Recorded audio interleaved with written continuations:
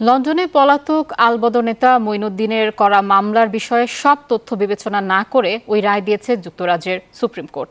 এমন মন্তব্য করেছেন আইনমন্ত্রী আনিসুল হক।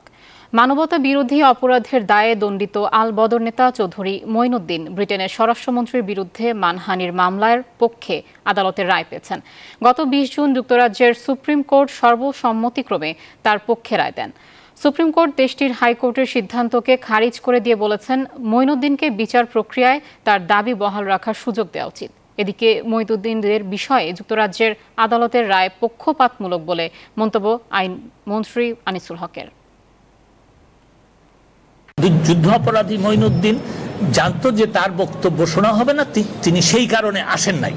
তো এই দুইটা বক্তব্য তো কন্ট্রাডিক্টরি। এক জায়গায় উনি বলছেন উনি ইচ্ছা করে আসেন নাই, আরেক জায়গায় উনি বলছেন সেই ব্যাপারে আমার মনে হয় যে আদালতের সুপ্রিম কোর্টের একটা অভিমত দেওয়া উচিত ছিল। আমি সেই জন্যই মনে করি, কিন্তু আমরাও এই কোর্টে চেষ্টা করেছিলাম যে আমাদের বক্তব্য তুলে ধরতে, কিন্তু তারা সেটাকে সেই অ্যাপ্লিকেশনটাকে গ্রহণ করে নাই।